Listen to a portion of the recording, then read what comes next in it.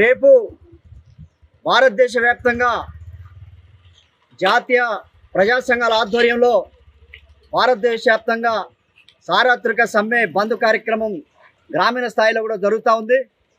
మోడీ మూడోసారి అధికారంలోకి వచ్చిన తర్వాత 4 లేబర్ కోడ్లను తీసుకొచ్చి రైతాంగానికి గిట్టుబాటు ధర కల్పించాలని, ఉపాధి హామీ పథకాన్ని రక్షించాలని, పెరిగిన నిత్యావసర సరుకుల రేట్లను తగ్గించాలని, అట్లాగనే మొత్తం ప్రభుత్వ రంగ సంస్థలన్నీ ప్రైవేటీకరణకు వ్యతిరేకంగా రేపు భారతదేశ వ్యాప్తంగా సమ్మె జరుగుతూ ఉంది.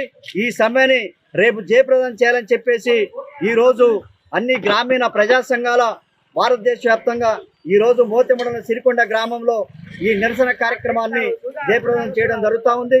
రేపు ఏదైతే భారతదేశ బంధు గ్రామీణ మొత్తం జరుగుతూ ఉందో అన్ని వర్గాల కార్మికులు, కర్షకులు, రైతులు, కూలీలు, అన్ని వర్గాల ప్రజలు కూడా మొత్తం బంధు పాటించి రేపు జరుగుతున్నటువంటి ఈ బంధును జయప్రదం చేయాలని చెప్పేసి ఇందులో పాల్గొన్నటువంటి ప్రతి ఒక్క అన్ని ప్రజా సంఘాల నాయకులకు, కార్మికులందరికీ పేరు పేరున ధన్యవాదాలు తెలియజేస్తూ ఉంటున్నాం. రేపు జరుగుతున్నటువంటి